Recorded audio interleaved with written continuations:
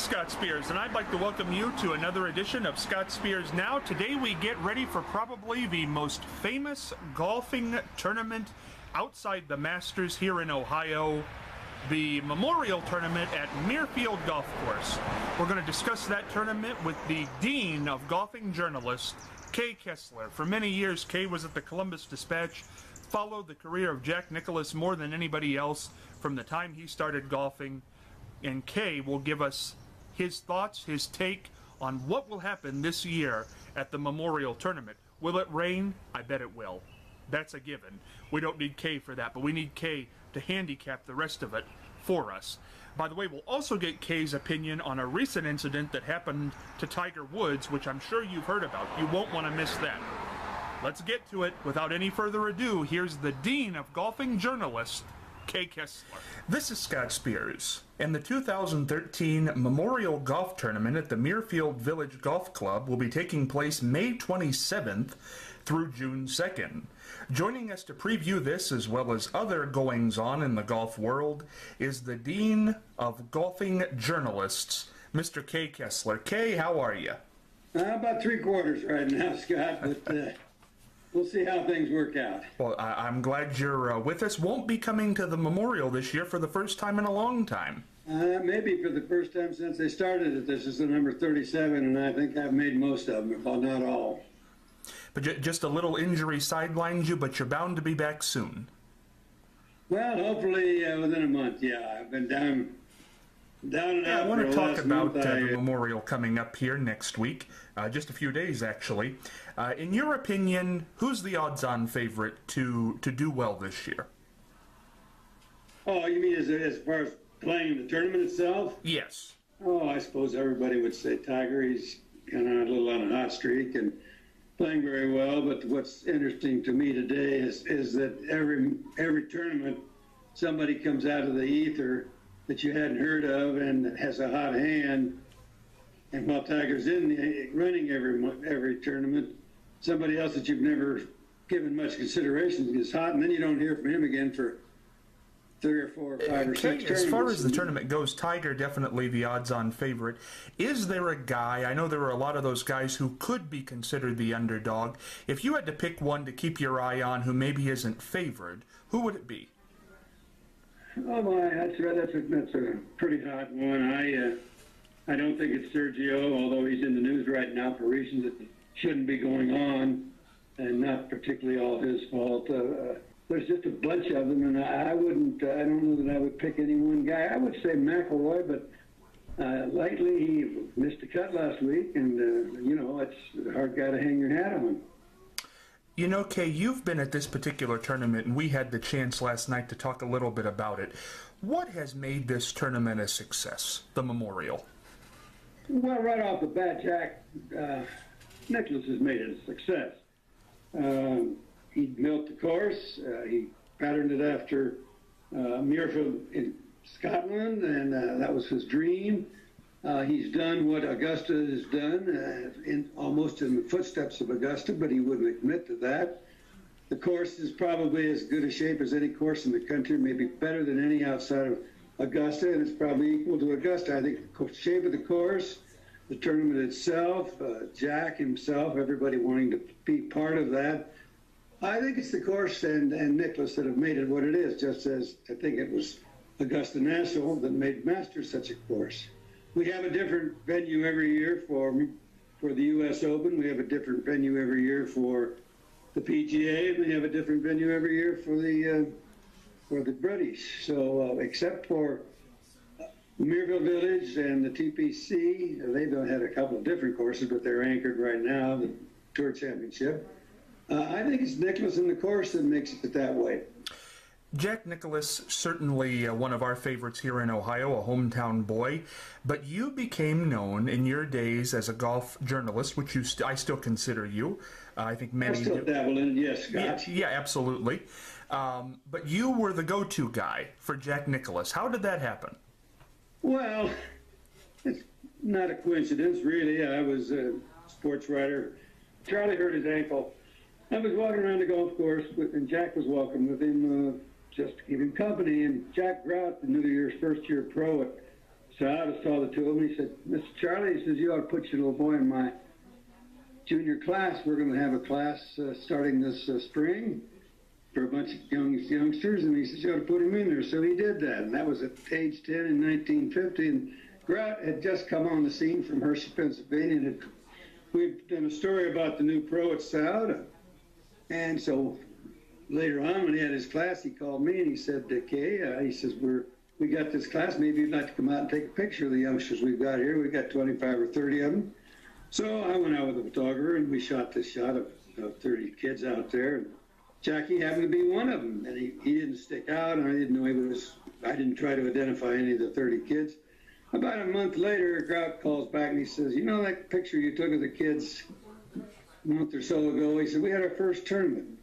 And a kid in there, Jackie Boy Nicholas, shot a 51 on the front nine of Saud Country Club in our first tournament as a winner. I says, you're kidding. 51 at 10 years old, I'm giving up the game.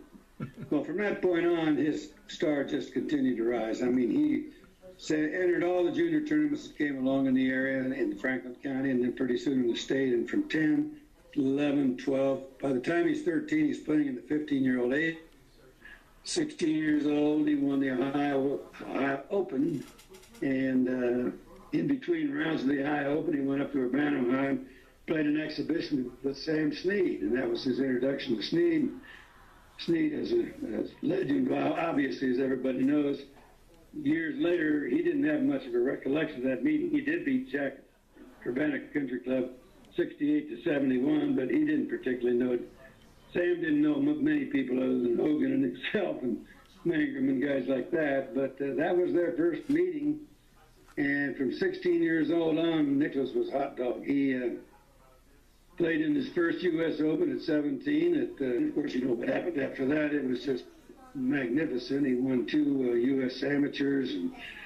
And then his first major victory, as a matter of fact, as professional, was in the 1962 Open at Oakmont, where he beat Palmer. And the rest is pretty brilliant history. And the beauty about it, that Scott, is that through the years, Jack's now 72, and for all those years from 10 to 72, he has just been an exemplary citizen. He's just done everything possible to enhance the game, not his image.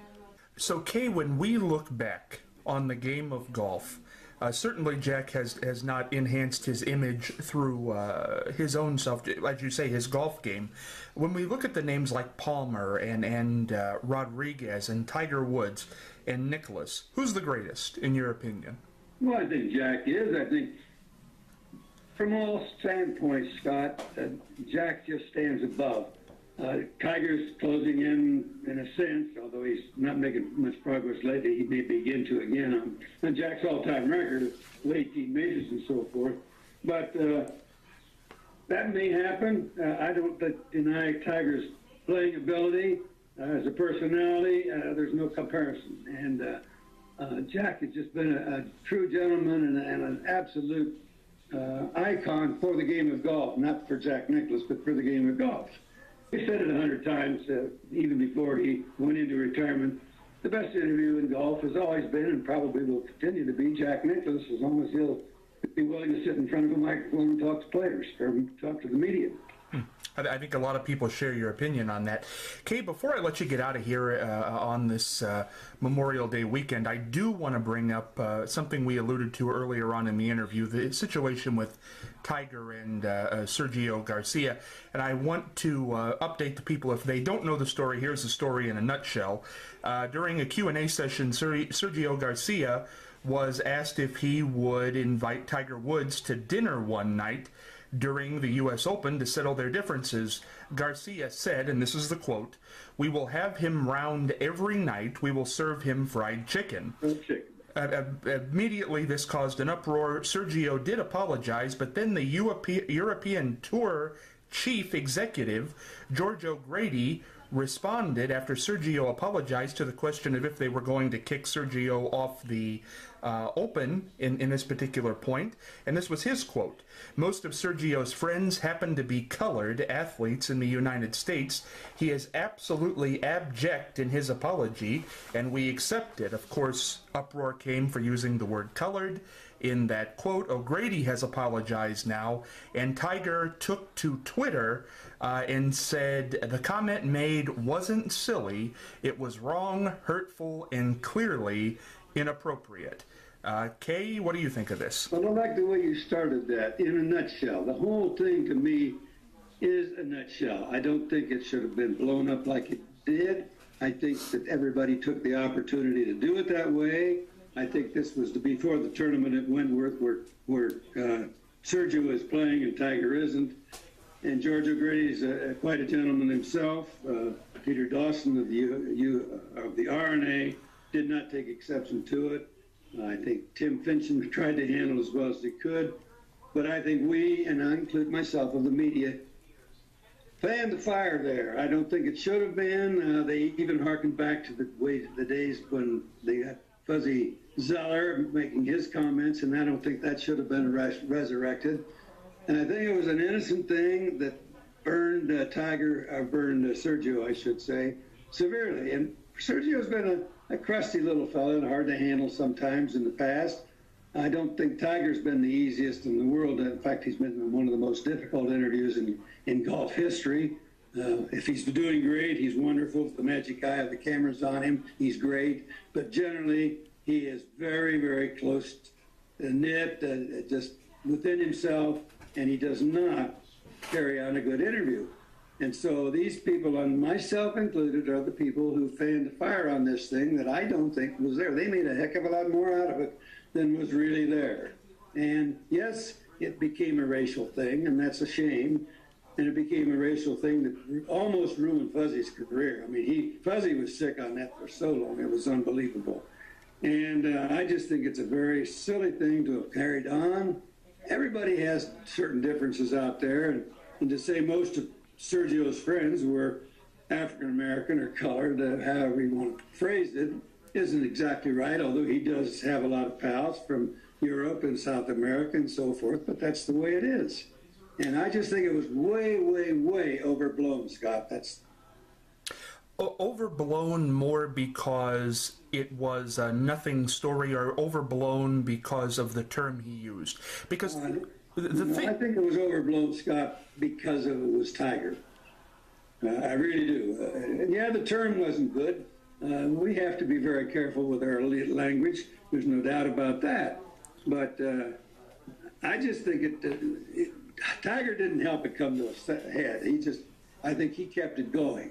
And I know Sergio makes stupid comments a lot of times, and that happened to be one. But I just think that a lot of the writers, media, thought, oh, hot dog, this is something that's really going to get us going, that things are maybe a little dull, and let's keep this going. Because anytime you got Tiger in the news, everybody loves it. I mean, there's no question about it. He's the #1 guy right at the moment. If a tournament doesn't have Tiger, they're upset. The fans are upset.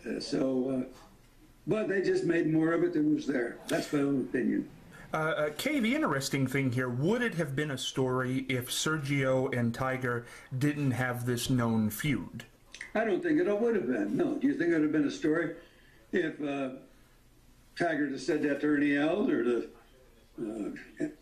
Bubba Watson or gosh knows who, or if he'd have said it to Chichi Rodriguez years ago, for example. I know that years ago, and this is also not too widely known, but Chichi at Augusta was asked to leave the tournament, his wife was asked to leave the tournament because her hair was too long. She was a gorgeous woman, and she wore a kind of a backless dress at the tournament, and it was quite low.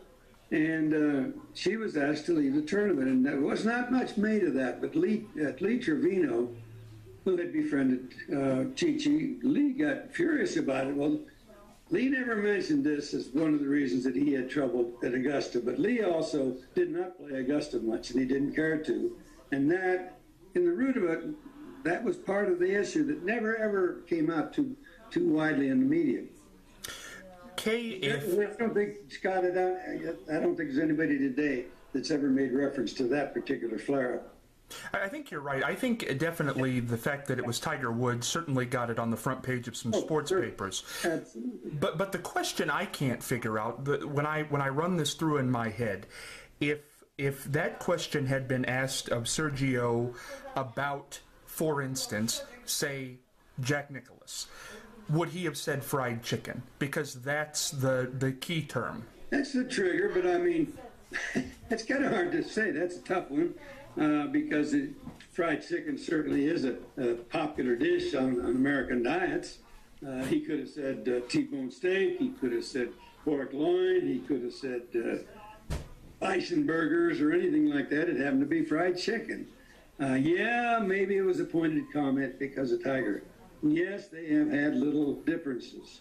But I'll tell you, I do know this, that despite the general impression that Tiger is befriended by so many people on the tour, and you hear about Steve Stricker's friendliness and John Cook's and Marco Mira's, and everybody says that Tiger's a great friend and so forth. I don't think the general feeling among the tour is quite as sweet and honey as everybody's trying to make it, and I'm glad they make it that way because I don't see any reason to stir this up. Let them do their arguing and so forth on the golf course. I think you're right, and I think that's what eventually will happen. I certainly don't think Sergio's going to lose his position because of this, which some people certainly called for.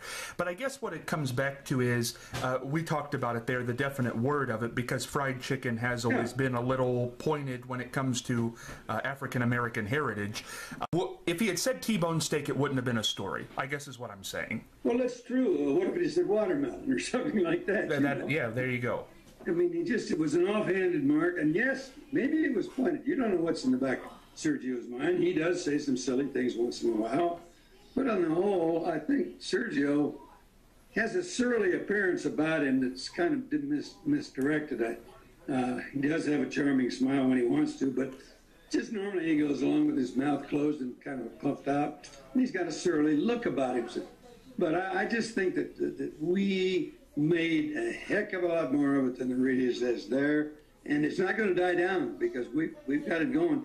And I know that a lot of the talk show hosts talk about all the Twitters. They get 110 million hits on this every day. Well, that's what they like. They want hits on something like that.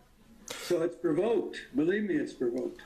Kaye, do you think any of this has to do, I just make light of this because Bob Costas on Piers Morgan the other night, a week ago or so, I don't know if you saw that program, talked about, Bob Costas said that he was kind of, I don't have the quote so I can't say it, but that he was of the opinion that for so many years it was hard to believe that the people doing the Masters on CBS never talked about Augusta's history, as far as not admitting a black member until 1990, not admitting women until last year.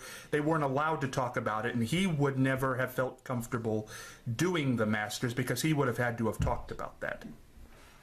Well, I know Costas quite well, and certainly that's an opinion. I don't quite share it.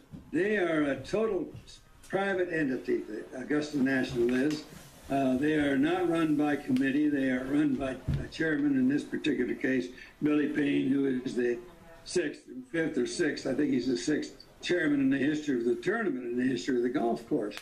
And yes, they're pretty set in their ways, and they are very private. They just got around this year to bringing in a woman with Condoleezza Rice and the other lady. And it was a long time coming until they had our first African-American male member. There are other members. Women have played there before. African-Americans have played there before. Any of them ever had memberships. They just make it a private affair, and it's their business and nobody else's. And if Bob doesn't like it and doesn't want to talk about it, or is afraid to talk about it, or doesn't care to talk about it because he thought it should be brought out in the open, well, certainly he's entitled to that opinion. I don't think it's an issue now, particularly that it's wide open. Years ago, his name escapes me right now, but in Alabama, they had a marvelous golf course down there, and they were not allowed to have a PGA tournament because they didn't have an African-American member. Well, eventually they caved in, and they had a member, and so that went by the books. I think Bob's point in general was that you are not allowed as a CBS broadcaster to say anything. It's not whether you believe or don't believe. It's not happenstance. It's that they will pull you off.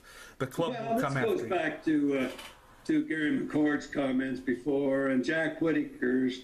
They weren't off-color comments. They were comments about like body wax on the greens, which they took exception to and banned McCord. And Whitaker said something about dyeing the ponds a different color than the mud because they'd had a flood, and then Race Creek got muddy, and so he talked about dyeing them. And then they talked about mobs coming up 18 green, and then of course in their majestic manner, Augusta said, "We don't have mobs at Augusta." Well, that's kind of petty, I agree, and I see where Bob got his nose out of shape on that, and is taking a stand. Well, good for him. I think that's fine. It didn't bother me. It didn't bother me that Augusta did what it did. Next thing I know, Augusta could say, I'm not welcome there because of something I forgot I said and did. That could happen. I've been to 50 of them so far. But as a journalist, Kay, this is what I find interesting, because the argument always is, the argument that you gave, is that they are a totally private entity, so they should be allowed to do what they want to do. But if you are broadcasting there, the truth is they didn't have a black member until 1990, and the truth is they didn't have a woman until last year. Correct. So if that is public knowledge, and they're okay with it being a private club, why would they drop the bomb on you and tell you not to talk about it, or at least have it be in the ether not to talk about it if you're there? Well, basically because they want everything to be as near perfect as they can possibly get it. They don't like anything untoward about their tournament being aired. I have no problem with that, as I say. The PGA Tour controls everything else, with the exception of the U.S. Open and the Masters, on their tournaments. And they run those the way they care to do. And but these two tournaments are the only ones that are run by one separate entity. Let me ask you this, Kay. I know what your feeling is on it. You gave us your opinion there, but when you were going strong at the Columbus Dispatch, if you had written... Gentlemen, go ahead, Scott. No, I don't want to... Yes, I don't want to... No, that's not... No problem. Yeah, if you would have written a column in 1985 saying that they had never admitted a black member and that they didn't have women there, would you have been welcome? I might have. I don't know that I have to look back in my records, but I may have said some reference to the fact that they don't have a black African-American member, or that they don't have a female member. I do know that so many of those same people that aren't members did and have indeed played there. I know a number of the LPGA women who have played there. I know a number of women who even aren't LPGA members who have played there. I know black people who have played there before blacks were members. And I may have made some reference myself, I don't know. The fact that I was probably with the Columbus Citizen-Journal and it was kind of a little blip on their radar, they may never have seen it. You know what I'm saying? This is a national TV thing that was brought to stir because of what happened with the one we're talking about most recently was happened over at Wentworth, England. And it immediately got news, and bingo, everybody heard it. And the same thing is true with what McCord said. His was on national network, went all over, and Jack Whitaker's comments likewise did the same thing. I don't know, you might take David Ferry, who I happen to love immensely for his spontaneity and his humor, but somewhere along the line with some of his pranky jokes, Augusta might get a little wrinkled shorts over that, but I doubt it. I think they're getting a little more open-minded, let's put it like that. As a human being, Kay, all the years that you've covered golf, still doing it, obviously very well, knowing that this has gone on at Augusta and that women have played there and African Americans have played there, do you understand as a human being why it's a private club and they can say what they want, but why don't they admit? Did they have a rule against African Americans? Did they have I don't know that they had a rule against it, Scott. They just never had it come up, apparently, until we started rubbing their noses in it. I mean, back when Bobby Jones and Cliff Roberts started this thing in the early 30s, the first tournament being 34, I don't know that was an issue, you know. Blacks at the time, African Americans, obviously were still having a horrible time. And look at what happened with baseball and Jackie Robinson in 1942 and so forth. These things happened later. At that time, it wasn't an issue. There were no African American on the tour playing to speak of. Ted Rhodes came along among the first ones. You know, it's Lee Elder.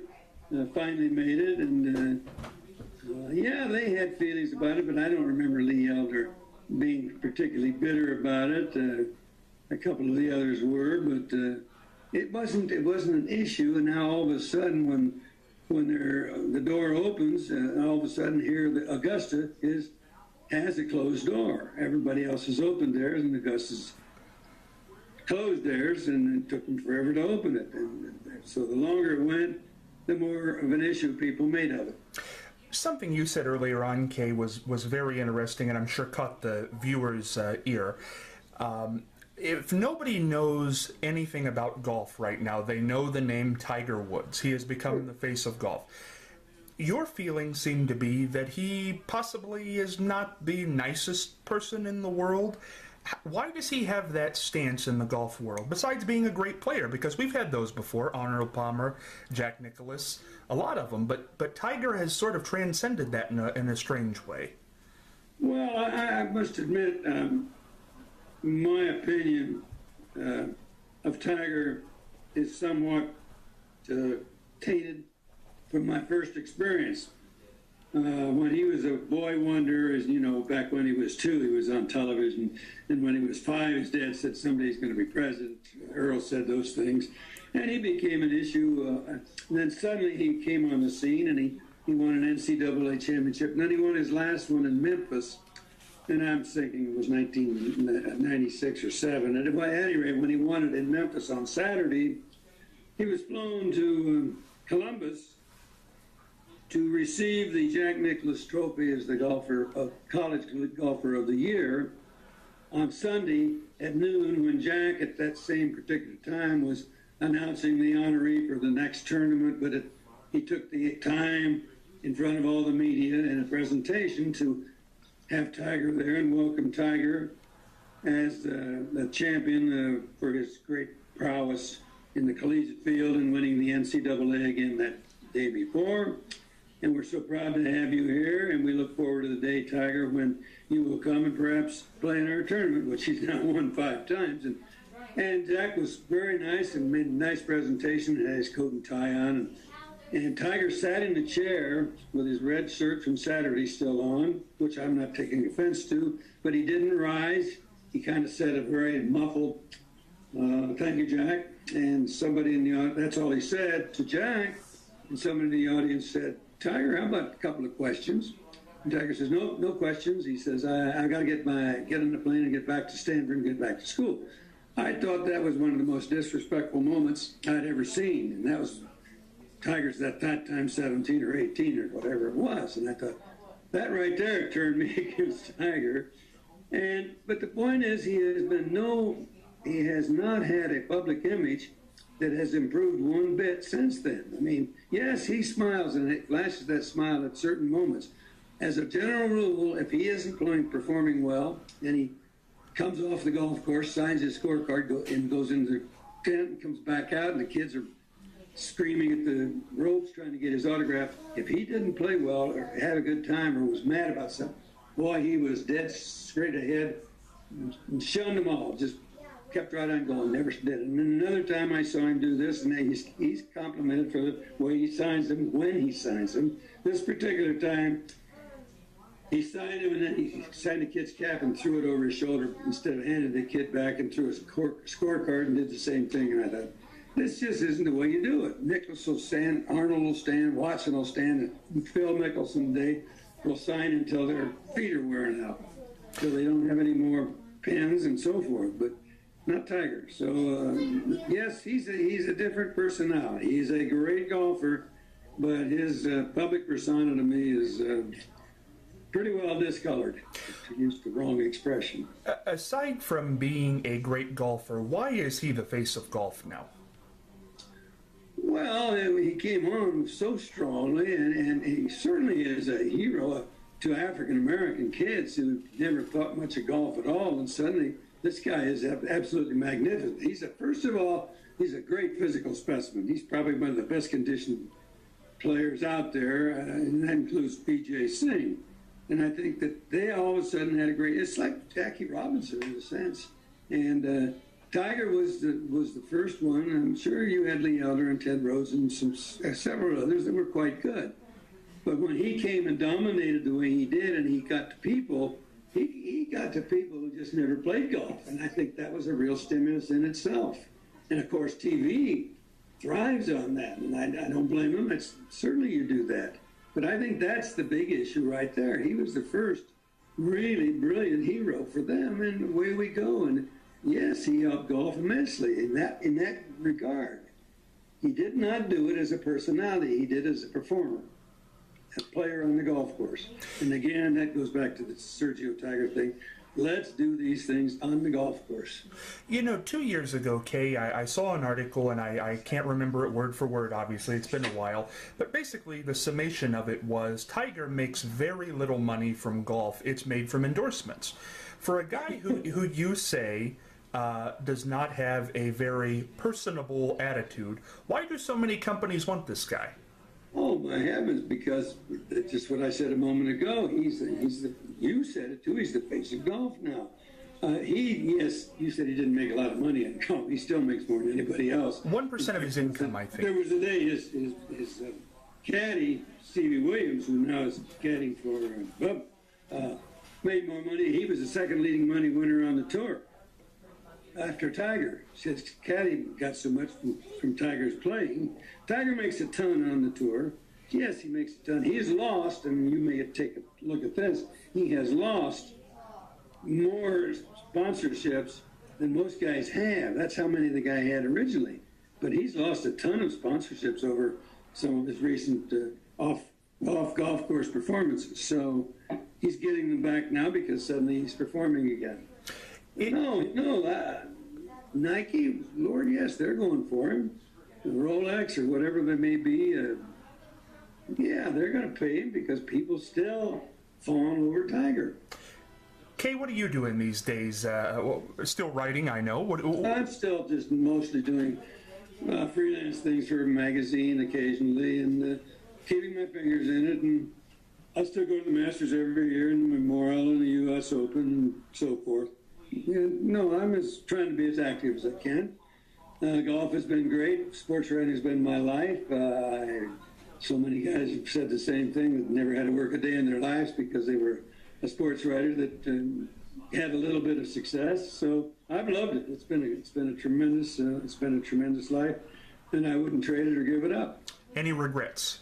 Not a one. Yeah, I have a regret that I got in a fight with a shovel and a tree root last month, but no regrets. I love golf. I did everything before golf.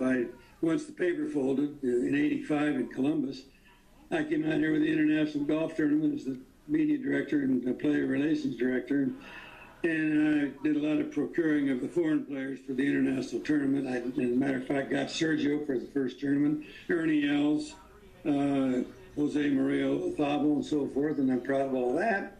I had a lot of fun doing it, and then our international tournament collapsed after 21 events, and I've just been doing freelance writing since then, and doing a lot of traveling, Scott, and I love it.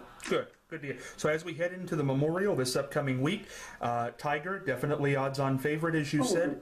And I would guess. and maybe Mickelson an underdog. Oh, I think Mickelson is probably more of an underdog than he has been coming into most tournaments because he's not performing well. I think McIlroy will pull himself together. Bubba Watson, you haven't heard a whole lot since Masters a year ago. You know, these guys just show up all of a sudden and bingo, they're hot, and I think that could happen. Kenny Perry, who never had a glittering career, just a wonderfully good career, he's won this thing 3 times. Tiger's won it 5. If you win a tournament 5 times, he's won Arnold's tournament 7 times. When Arnold has his tournament next year, who do you think is going to be favored? Pick anybody you want, but the odds-on favorite's going to be Tiger. I mean, those are 2 courses that he happens to like. It has nothing to do with, and I'll have this to say too, Tiger, both Jack and Arnold have been very circumspect and very careful with all of their comments when Tiger was going through his off golf course capers, and they've been very, very kind to him, and that certainly has helped him sustain himself through it all. So I'll give them credit for being gentlemen in that regard. But you aren't going to find 2 greater guys in the game than Arnold and Jack, and Tom Watson belongs with them and so forth. So sometimes Arnold gets an interesting rap, I think. Sometimes people say some interesting stuff about him. Oh, it's hard to knock him, though. I mean, Arnold is wonderful. This guy's 82 years old, and he's still out there trying to perform. Jack doesn't want to get on the golf course anymore except for some favors. But Arnold is wonderful. He does a great interview and doesn't say a whole lot. When you get an interview done with Arnold, everybody's had a great time and a bunch of laughs. And then you look at your notes, and one guy says to the other guy, "What'd you get?" And he says, "I didn't get much." He says, "Boy, was he fun, though." And that's Arnold. Watson is much like Nicklaus. He says an awful lot of things that you can file and make a column out of a week later when you're kind of hard up looking for something. Comments from Jack at Augusta this year, and the man isn't even playing this stupid thing. So the guy is popular, but I mean, and we don't have those kind of icons, I don't think. And Tom Watson is still outperforming, but Phil, I think, will be. But Phil's an interesting guy. He's got other things, other priorities. His wife and his kids and his mother with their illnesses are his priorities. Bubba Watson, some of his funny cars may be their priorities. Tiger's priority is winning and beating everybody to death, and I think that's great. He's focused. Nicklaus was focused, and Sil was a true gentleman all the way. You know, Kaye, I think somebody watching this interview might say that you have a little bit of a bone to pick with Tiger. It sounds very... I don't deny it. I will tell you right up front, I've said that to start with. I'm disappointed in his performances everywhere except on the golf course. And I think on the golf course, he is remarkable. And I wouldn't doubt that he's 37, he pulls himself together, and he can still win. You know, Nicklaus, a lot of things are forgotten. He's won his 18 majors. He's been 19 second times in majors. He's got 19 second places in majors. He's got 49 second places on the tour, 49 second places. So for all of his victories, he's always been a performer. Well, Tiger's pretty much like that. You don't see Tiger finish far down in the field in any tournament he enters. But that's because he does not want him, but he will not put on a bad performance. Nicklaus can turn a 78 into a 72 because he just perseveres. He will not perform badly. Tiger has that ability too. I'll give Tiger credit. I just think his off his course performances are a little bit tainted and not very admirable in my book. I don't mind saying it either. No, I think you're entitled to your opinion, and I certainly appreciate you giving them. But let me phrase it like this, just to go back one more time on this whole Sergio thing. Being that we say your opinion on Tiger, you say he's a great golfer, obviously, but his off-course behavior has soured you on him a bit. Doesn't the off-course behavior of Sergio possibly sour him to people who think that fried chicken remark was a racial epitaph?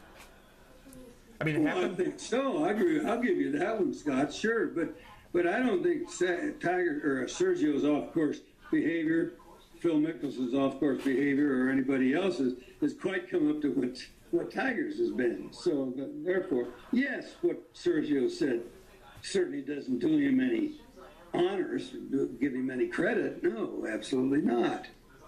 Let me say this then. What's the best shot you've ever seen? We'll get into that, Kaye. What's the best shot? Best shot you've ever seen on the golf course? Oh boy, it's hard to say. Maybe Jack's tee shot at 17 at Pebble Beach. Tom Watson's second shot out of the muff into the cup at Pebble Beach that took another U.S. Open away from Jack. Those are two pretty remarkable shots.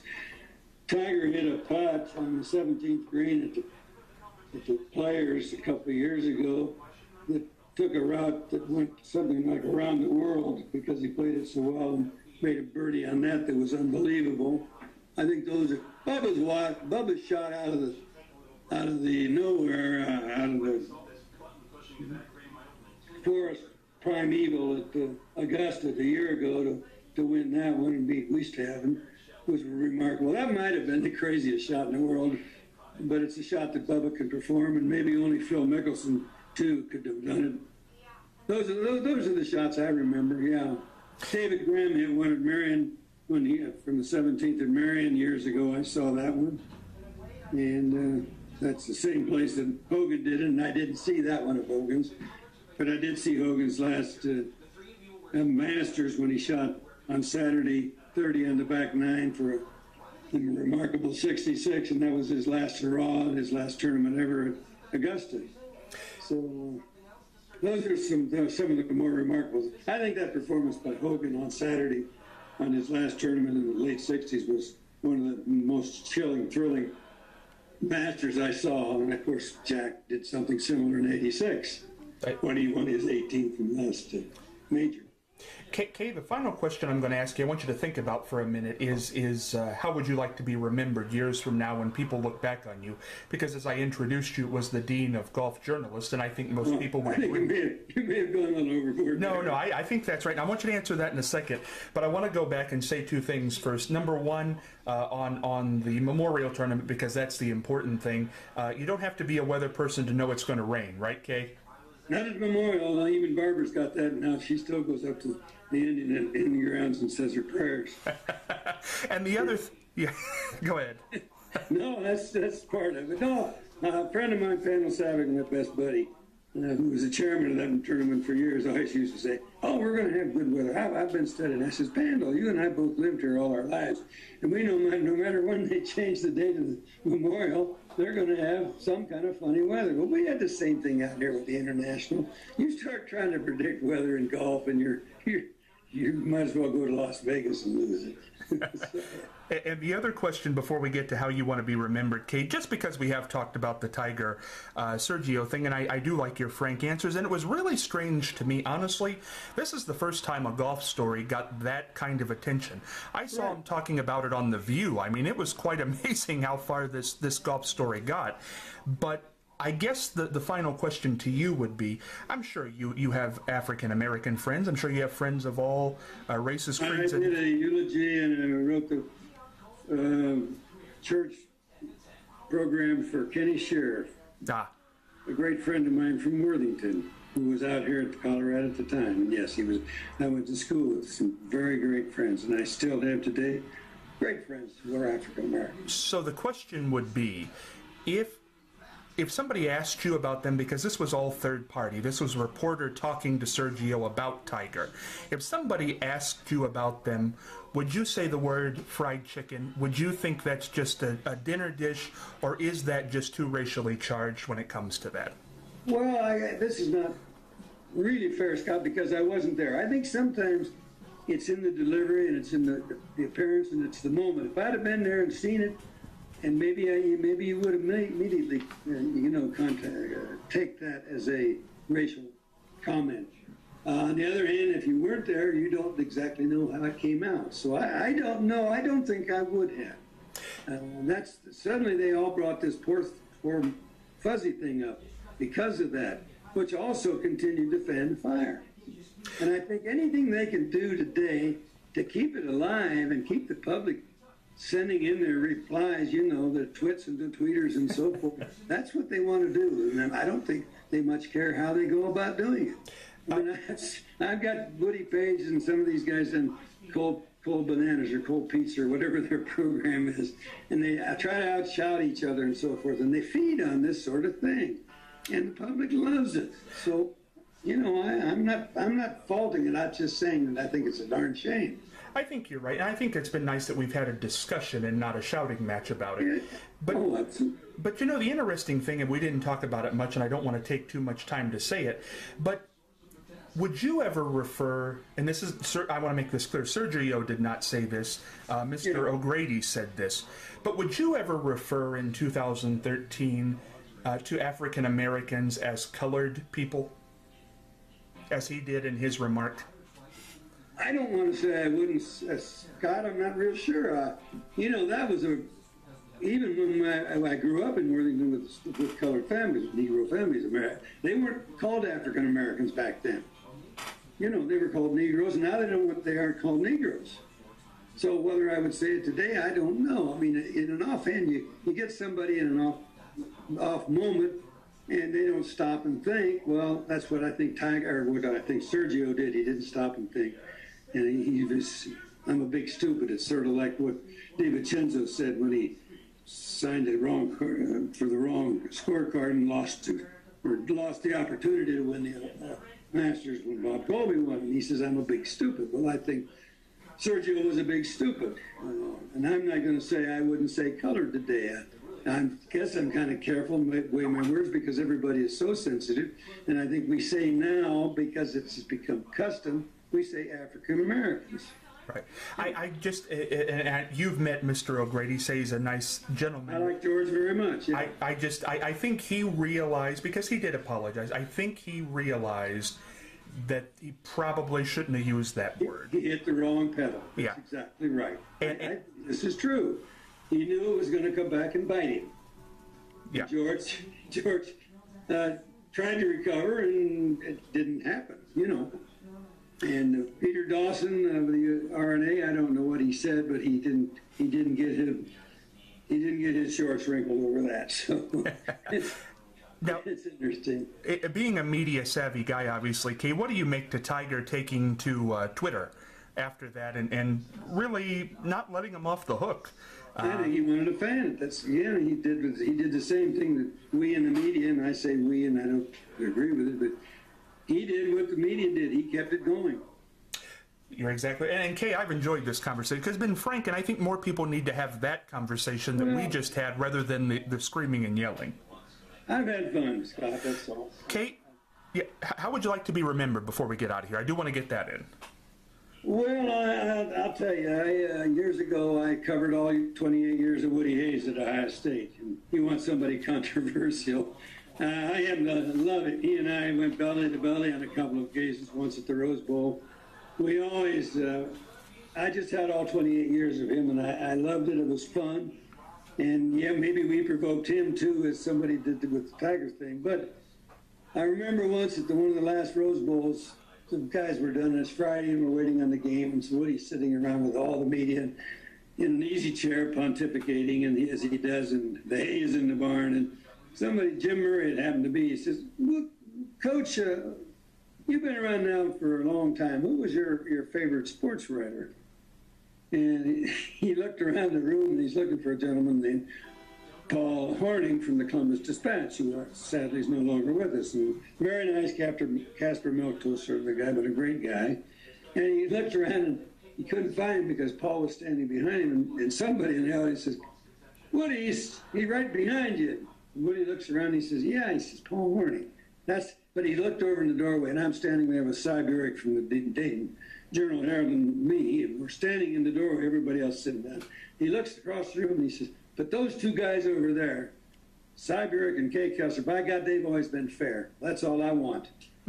Wood said, "You've always been fair. That's all I want anybody to say." I think they'll say it, Kaye. And I want a spontaneous answer to this question. And I hope we do get together after the memorial. But if we get together after the memorial and do an interview, who will we be talking about as the winner? Kaye Kessler, the human being's opinion. You mean you got to pick one, huh? Pick one. All right,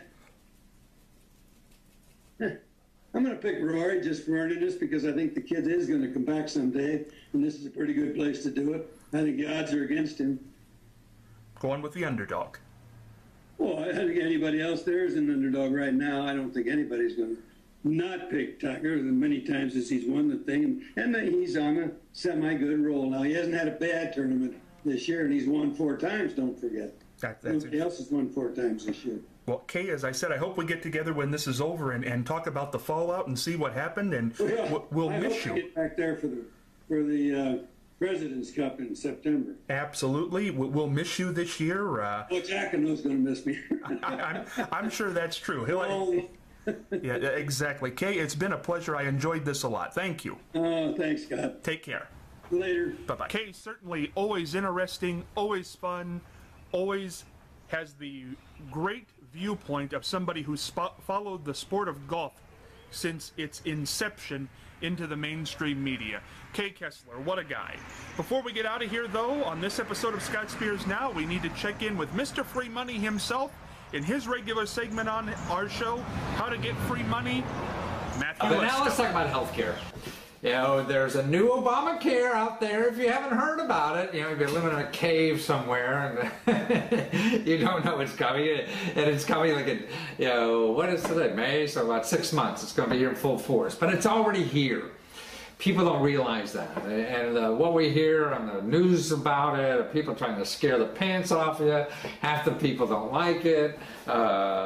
Things like that. And to me, it's all stupid. It's going to be here. Something's going to happen. And yeah, I don't like it either, you know, because it deals with the existing system. That's why I can't understand these people are so upset because they're changing the healthcare system. No, they're not. It's the same bloody system.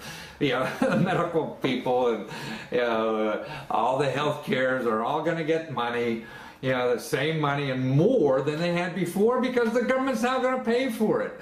So, I mean, it's stupid, but this is reality. So what you have to know as a consumer is what's available for you. You want to fight the system, that's separate. You know, but getting health care is very important. So you have to know what's going on. And really, for everybody out there, to tell you the truth, it's a win. But who's losing? Probably the taxpayers, because it's going to cost us more. You know, but that's another question. What you want to know is get covered health care, you know, and how to do it. Well, the important thing is that it goes up to $94,000, and the government will give you money to help you pay for health care. $94,000. That's right. And more people will be covered 100%. You know, by health care, and that's important. So the subsidy is important, you know, getting you health care is important, and that's what it'll do. You know, so all the other scare stuff, I mean, yeah, maybe that's right. Maybe there's a better way to do it. I certainly think so. But this is reality. More people are going to be covered. Okay, so you got to find out about it. And look at this data. You know, 72% of the people making from $0 to $94,000 don't know about their options under the new insurance plan for Obamacare. They have no idea. That's 72% of the people have no idea what the hell's in this plan. So how could you be complaining? Yeah. Oh, yeah. But more importantly, that 72% has to start learning. You got to know, because this is going to come, and there's other good things about it, because you don't have to deal with salesmen anymore, you know, and that's important. So 72% don't know about the plan. But before we get into the salesman part, let me show you another interesting thing about the new program that's in effect now. That's right. You don't have to wait till January. Right now, you're covered. If you have any kind of health care plan now, a current plan with anybody, you know, your employee, yourself, Medicare, Medicaid, anything, any plan at all, you're covered, anything. All preventive services are free, free, free, free. So if you want to lose weight, that's a preventive service, see? Because if you're overweight and you want to lose that weight so you don't get sick, right? So that's a preventive care. You could get weight loss programs for free under the Obamacare. This is so-called Obamacare. Depression. You're suffering depression and want to get treated. That's that is available free under the new health. Smoking. You want to quit smoking. That's available free. Actually, there's other programs that offer it for free in a lot of states too. Alcohol abuse. Your treatment recovery. Any of these kinds of things. Any kind of preventive care. You want to go for a physical, a full wellness physical. Hey, doc. Every week I want to come in and get checked to make sure I can run that triathlon tomorrow. Free. They can't charge a nickel, copay, nothing. You pay, I pay, nobody pay, It has to be covered. So that's, I think, very important. You go in and get a cholesterol check right now. You get any kind of checkup, that you want, any kind of test. All those are free under the new plan. So that's important to know. I mean, your family should know about that. You have to tell anybody. You have seniors or whatever. Because they don't want to do the copay, even if it's $30, $40. No, they can't do that. So get your butt out there and see somebody and help yourself, help your family and stuff like that. Here, under that, and because of that, over 80 million people in this country are now eligible to take advantage of this free 100% free preventive care. The law requires that current health care plans offer free preventive care, even if your plan did not do so earlier. There are no incidental amount of free preventive service, incremental amount of free preventive service. So they can't charge a nickel, to do any of those things. Now, another thing that's going to happen in the Obamacare that you should start getting educated about is these the health care, gosh, what do you call those things? Remember, Smiley? Yeah. What are the health cooperatives? What are the state what? Exchanges, that's it. Why can't I? Getting old, I forget everything. Healthcare exchanges. Every state's going to have one. There's a couple states that, oh, we're not going to do this.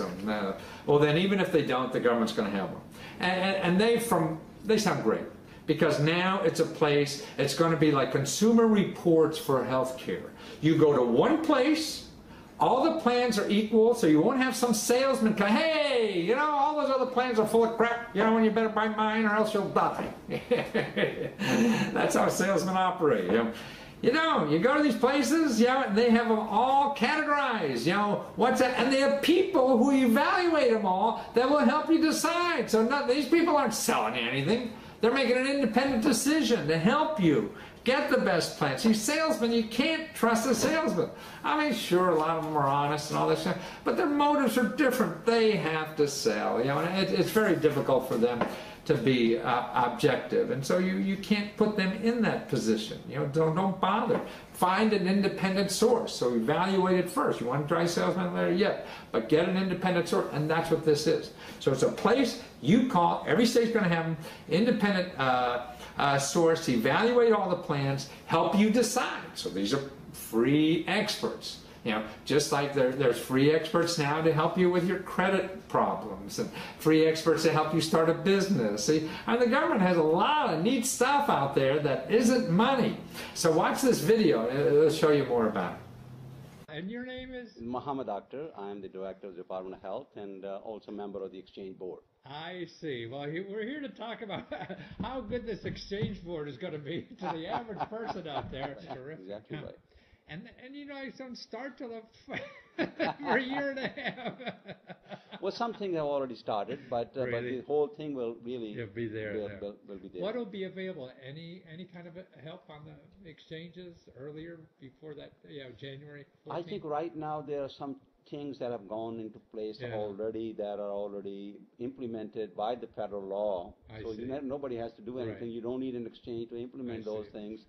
For example, if you have a child at home who is less than 26 years of age, they could get on your insurance. So if your insurance company said no, you just pick up the phone and call the line, and they have to provide that. So that's already in place.